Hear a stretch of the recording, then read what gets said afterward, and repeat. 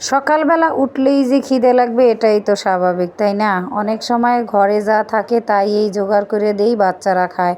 আবার অনেক সময় আছে যা খাইতে চায় সেইটা আইনা দেওয়ার মতো সময়ও থাকে না, কিংবা টাকাও থাকে না। যাই হোক, আজকে সকালবেলা উঠেই মেয়ে বলতেছে, মা একটু সেমাই রান্না করো। তো সেমাইটা বসাই দিয়ে আমি আমার কাজ করতেছিলাম, এর ভিতরে ওই অবস্থা হয়েছে। যাই হোক, তারপরে শুকুর আলহামদুলিল্লাহ। এদিকে আজকে পটল একেবারে ভাজ্যা তারপরে ভুনা করবো। পটল ভাজাটা বাসায় কম বেশি সবাই অনেক পছন্দ করে, বাচ্চাদের কাছেও নাকি ভালো লাগে। আমি তো একবারে ভাজা ভাজা করে তারপরে আবার চিংড়ি মাছ দিয়ে ভুনা করি। আসলে একেবারে খারাপ লাগে না। একটা সময় সবজি খাইতে এত কষ্ট হইতো, মন চাইতো না, কোনো সবজিই তেমন একটা খাইতাম না, সামান্য একটু পরিমাণে খাইতাম। ঠিক সেম সেই রকমের বাচ্চারাও হয়েছে, কারণ আমার দেখা দেখিও হয়েছে অনেকটা।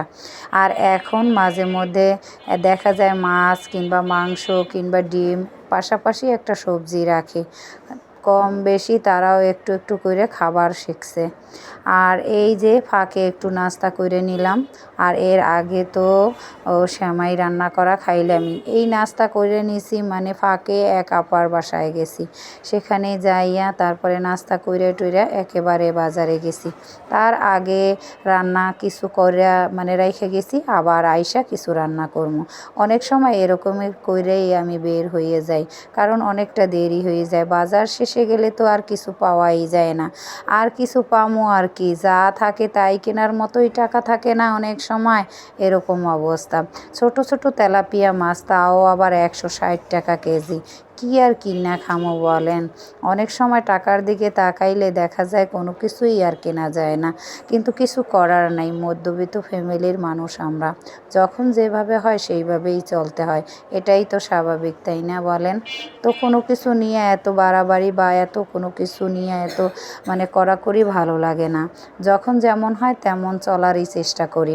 কিন্তু গুঁড়া মাছ, হাঁসরা মাছ এগুলো দেখলে আমার যে কী লোভ লাগে, মাঝে মধ্যে মনে হয় সবগুলোই আমি কিনে নিয়ে আসি।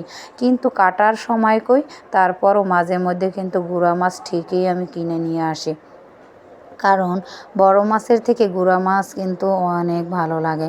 এই ইলিশ মাছগুলো কিন্তু 900 টাকা কেজি। দেখেন কত ছোট ছোট ইলিশ মাছ, তারপরও 900 টাকা কেজি।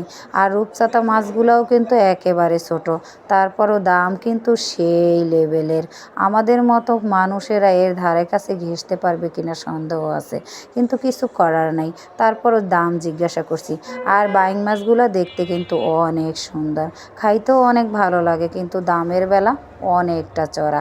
আর এই ট্যাংরা মাছগুলো 800 টাকা কেজি। দেখতে কিন্তু অনেকেই ভালো লাগতেছে, আবার তাজা তাজাও আছে।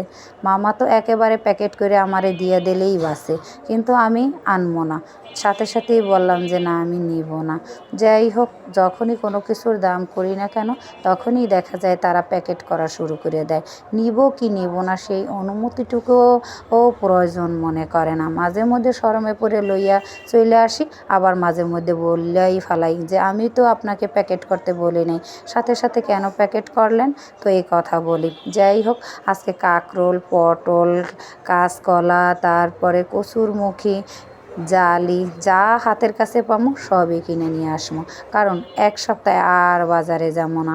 এখন তো কাজের চাপ অনেকটা কম, অনেকটা দিন বাড়িতে থেকে আসছি, এখন কাজের চাপ একেবারেই নাই বললে চলে। কোথাও যাওয়ার আগে আমি সব সময় গুছাইয়ে তারপরেই যাই, কারণ আসার পরে আর ভালো লাগে না কোনো কাজ করতে। এক সপ্তাহ 10 দিন তো আমার বাড়ি থেকে আসা সেই যে রেশ সেইটাই কাটতে লাগে, কারণ বাড়ি থেকে তো আসতে মন চায় না।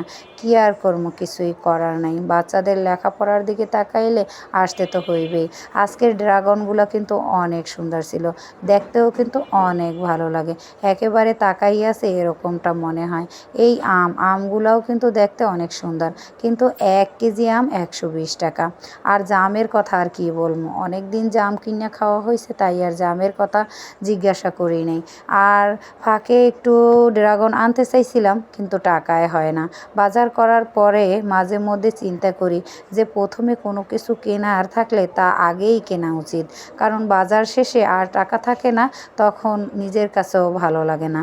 বাচ্চাদের মানে জন্য আনার জন্য অনেক সময় দেখা যায় বাজার শেষে যা টাকা থাকে তাই দিয়ে যতটুকু হয় সেইভাবে নিয়ে আসি, কারণ এখন আমি আনবো না আনবে কে বলেন।